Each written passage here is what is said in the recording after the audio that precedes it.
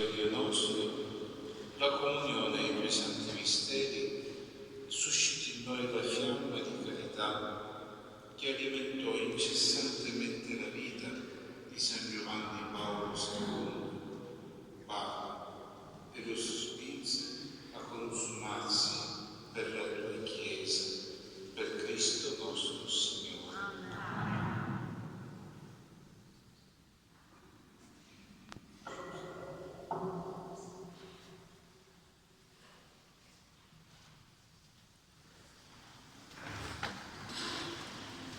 E oggi noi possiamo dire, 100 anni fa il Signore ha visitato il suo popolo, ha inviato un uomo, lo ha preparato per fare il vescovo e guidare la Chiesa. Il Signore ama il suo popolo, il Signore ha visitato il suo popolo, ha inviato un pastore. Così Papa Francesco stamattina, celebrando sull'altare la tomba di San Giovanni Paolo II, ha pronunciato queste parole. E le voglio nuovamente portare alla nostra attenzione.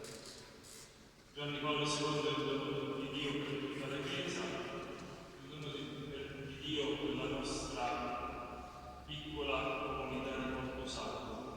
Eccellenza Reverendissima, siamo tornati a celebrare insieme l'Eucaristia, siamo tornati a manifestare il nostro essere comunità ed è quanto mai significativo che la ripresa avvenga con l'apertura dell'anno giubilare, il centenario della nascita di San Giovanni Paolo II, il quale affermava che l'Eucaristia è il sacramento della sorgente dell'unità ecclesiale, basandosi proprio sul segno del Padre e del Figlio.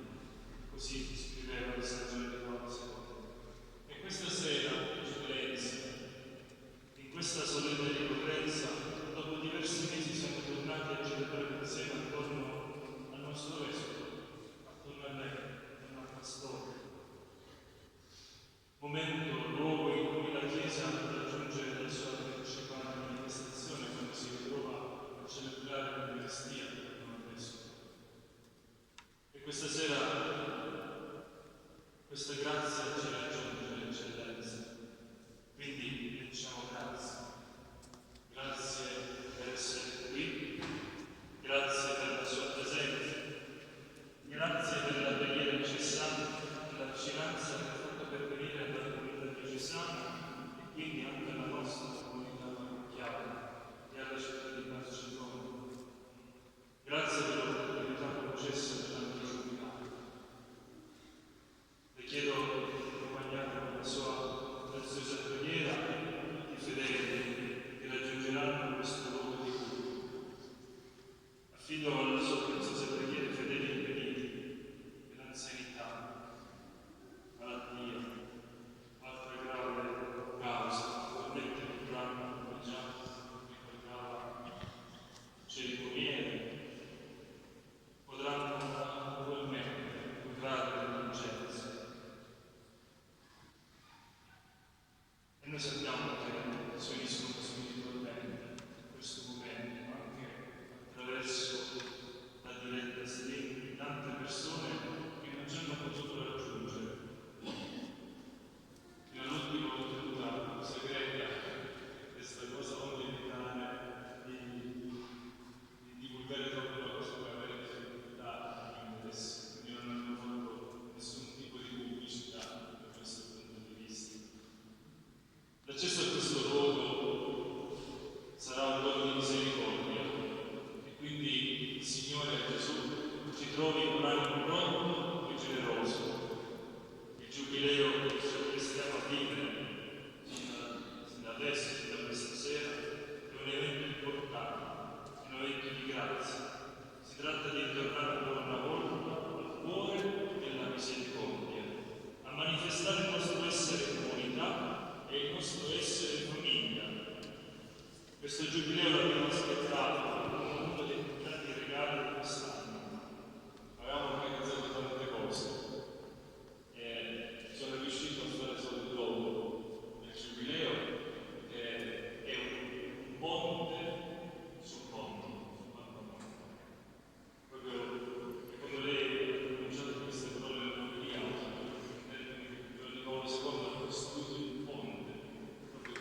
veleggiando ogni dove, ho detto dove luogo si fatto, secondo un criterio giusto, il luogo sul mondo, questo è il ponte sul mondo, questo esprime il luogo del giubileo. Avevo organizzato lentamente, ma spero che in forma più ridotta nei prossimi mesi, quando sarà opportuno, potremmo riorganizzarli. Questo giubileo l'abbiamo aspettato, dicevo, come uno dei regali più grandi di quest'anno, dopo questo periodo che abbiamo vissuto, più di 2 mesi di lockdown. Sì, abbiamo imparato questa nuova parola, lockdown, significa confinamento in casa, tutto chiuso. Certo, non è privo di significato in questo momento, la nostra sofferenza di dover stare chiusi dentro ci ha fatto soffrire, eravamo in pensiero, non solo per noi stessi, ma anche per tante persone che erano sole, gli anziani, le persone ammalate, che hanno potuto usufruire delle cure degli ospedali. Però abbiamo avuto l'opportunità di sperimentare la preghiera in questo periodo di confinamento, la preghiera in famiglia, l'ascolto dentro della parola di Dio, l'ascolto tra di noi, dello spirito di servizio, soprattutto quando questo è colmo di autenticità e di carità. Quest'anno giubilare, come abbiamo più volte detto, può essere un'occasione di grazia, pertanto un tempo di riflessione. Lodiamo e ringraziamo il Signore perché siamo pronti a un momento grande e importante, l'anno giubilare del centenario della nascita del Santo Pontefice, un santo e un evento buono. Eleviamo la nostra lode perfetta alla Santissima Trinità, perché tutto ci viene dal cuore di Dio. Tutto ci viene dal cuore di Dio. Quindi grazie Padre, grazie Eccellenza, grazie a lei di cuore per essere qui oggi. Non era scontato, ma quando un padre si fa vicino ai propri figli, questo sì che è naturale, non è scontato, ma è naturale, connaturato all'essenza del pastore, immagine del pastore bello. Quindi grazie a lei. Poi rivolgo più grazie alle gentili autorità, alla persona dell'assessore Bonifò, che alle voci del sindaco,